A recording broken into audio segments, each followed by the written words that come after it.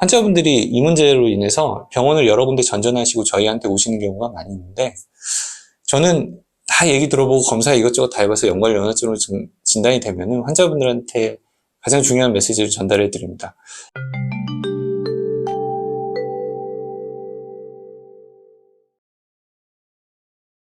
안녕하세요. 나라라 정형외과 박주상 원장입니다. 오늘 여러분께 소개시켜 드릴 내용은 연골연화증이라고 하는 질환입니다. 이 연골연화증이라고 하는 질환이 실제로는 이제 그렇게 정확한 질환의 명칭은 아니고요. 이게 질환의 명칭은 대퇴슬개 관절증 또는 전방 무릎 통증 증후군 또는 이제 러너스 무릎 이런 식으로 이렇게 알려져 있습니다. 그러나 우리가 무릎 연골연화증이라고 얘기하는 이유는 질환에 대해서 좀 쉽게 접근을 할 수 있고 그만큼 또 환자분들에게 이해하기 편하기 때문입니다.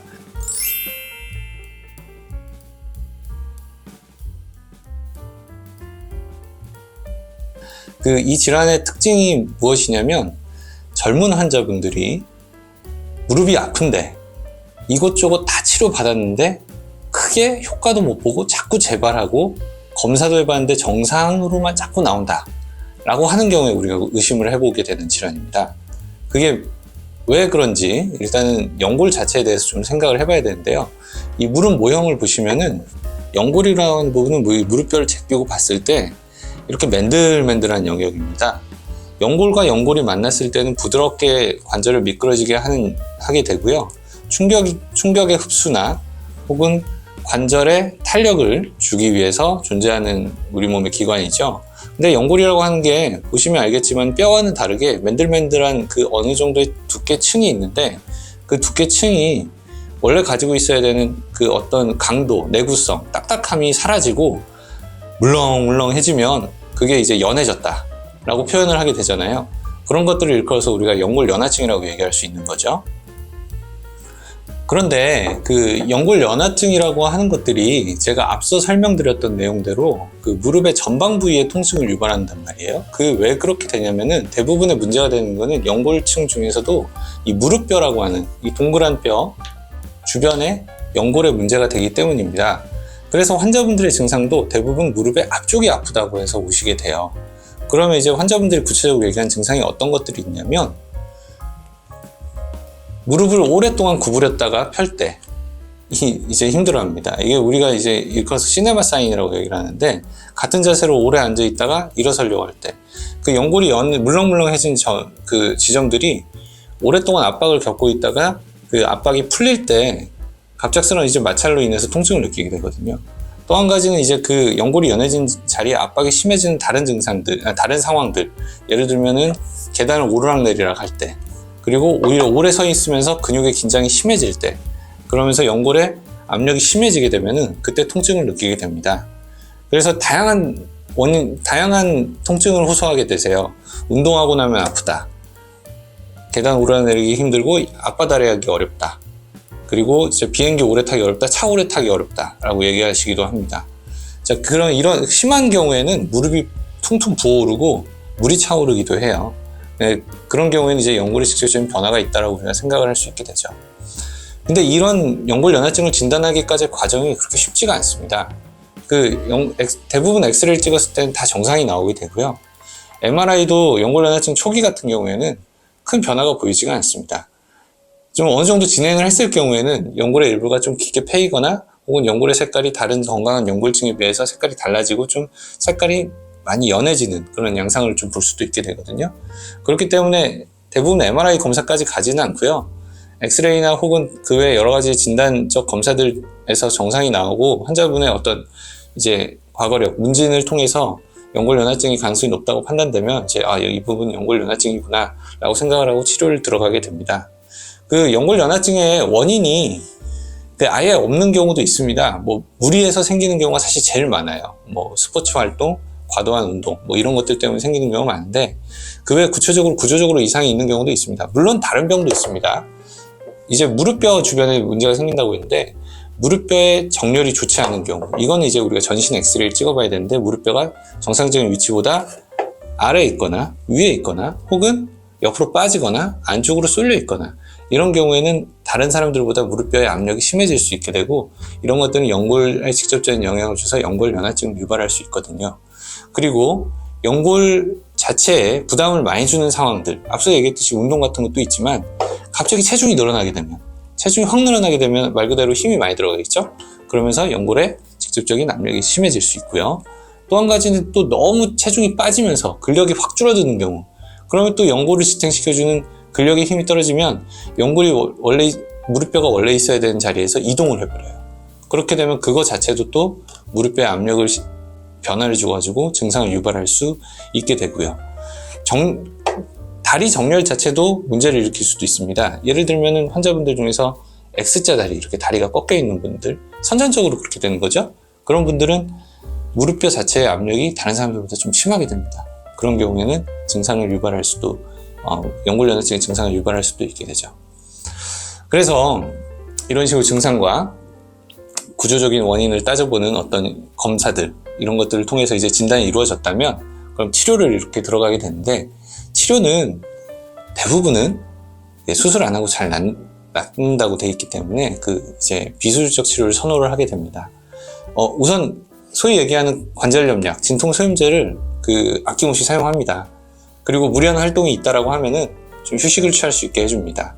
과도한 스포츠로 인해서 증상이 생기거나, 얼마 전에 갑자기 이렇게 하프 마라톤을 뛰어가지고 무릎에 무리가 많이 갔다고 하면은 당분간 운동을 쉬고 좀 안정기를 많이 오래 가지라고 얘기를 하고요. 냉찜질이 도움이 됩니다. 무릎 주변에 생겨있는 부종과 염증을 완화시키기 위해서 냉각 치료를 하자고 얘기를 하고요. 그리고 증상이 잘 조절이 되지 않을 때는 무릎 내부에 직접적으로 주사를 놓기도 합니다. 주사의 반응을 보이는 경우가 일단 대부분 많기는 하지만 또 그 전에 약을 먹고도 좋아지는 환자들이 많기 때문에 주사는 어느 정도 휴식을 취하고 약을 먹었는데도 효과가 없으면 그때 놓게 되는 거고요. 그리고 경우에 따라서 구조적인 이상이 문제를 자꾸 초래하게 되는 경우에는 드물지만 구조적인 이상을 치료하기 위해서 수술적 치료를 하기도 합니다. 그리고 구조적인 이상이 없는 경우에도 연골연화증이 너무 심해져서 연골이 아예 깎여 나가거나 연골이 깊게 패이거나 이런 경우에는 그것만으로도 관절경 치료를 할 수도 있습니다.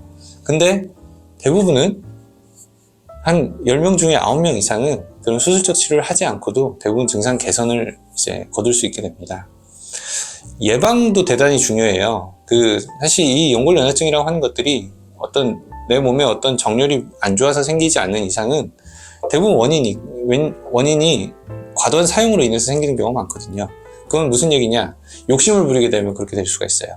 과도하게 갑자기 운동량을 늘리게 되는 경우, 나 예전보다 더 많은 중량을 들어올리고 싶고 스쿼트 운동을 하는데 오늘은 많이 해보겠다 라고 이렇게 무리를 한다든지, 평상시 때 등산을 안 하시는 분이 어느 날 갑자기 너무 기분이 좋아서 등산을 막 열심히 한다든지, 이런 과도한 활동을 하게 되면 결국 증상이 발현되기 때문에 적절한 운동량을 정해 놓고 차츰차츰 올리시는 게 좀 중요합니다.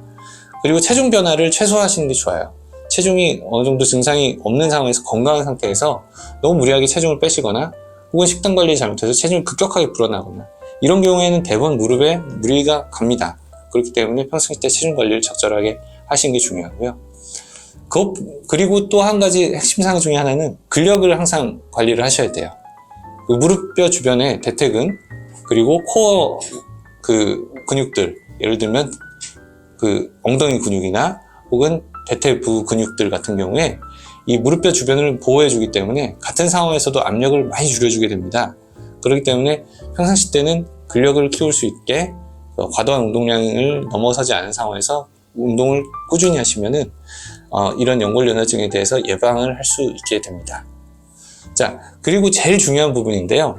환자분들이 이 문제로 인해서 병원을 여러 군데 전전하시고 저희한테 오시는 경우가 많이 있는데, 저는 다 얘기 들어보고 검사 이것저것 다 해봐서 연골연화증으로 진단이 되면은 환자분들한테 가장 중요한 메시지를 전달해 드립니다. 이것 때문에 뚜렷한 장애를 남기거나 환자분이 하고 싶은 일을 못하거나 하는 경우는 거의 없습니다. 그러니까 안심하시고 잘 치료해 봅시다라고 얘기를 합니다. 그 얘기인 즉슨 이 질환으로 인한 어떤 뚜렷한 안 좋은 합병증이나 불량한 예후를 남길 만한 장애를 남길 만한 상황은 대부분 나타나진 않습니다. 그렇기 때문에 마음 편히 놓으시고 잘 치료 한번 해봅시다 라고 얘기를 하게 됩니다. 자, 그래서 오늘 연골연화증에 대해서 말씀을 드렸는데요. 연골연화증에 대해서 또 다시 한 번 더 정리를 해드리도록 하겠습니다. 첫 번째, 연골에 문제가 생기는 병이다. 두 번째 증상은 보통 무릎뼈 앞쪽이 가만히 앉아 있다가 일어설 때 혹은 계단 오르내릴 때 아픈 질환이다. 세 번째, 검사를 했는데 특별한 문제가 나타나지 않는다.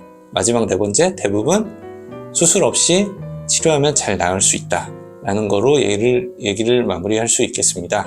여러분들, 젊은 환자분들이 요즘 대단히 많이 늘어나고 있어요. 스포츠 활동도 증가하게 되고, 그리고 이제 활동성이 좋은 계절이잖아요. 이런 날씨에는 또 무릎 통증이 갑자기 이렇게 무릎 통증을 느끼는 환자분들이 갑자기 늘어나게 됩니다. 그런 부분에 대해서 참고 그냥 방치하시지 마시고 문제가 있다라고 하면 병원에서 확인을 받으시고, 대부분 또 괜찮은 질환이라는 걸 강조해드리고 싶어요. 잘 치료하면 또 빨리 스포츠 활동과 야외 활동에 복귀하실 수 있기 때문에 주저없이 병원 와서 검진 받으시고 잘 진단받아서 잘 치료할 수 있는 좋은 계절이 됐으면 좋겠습니다.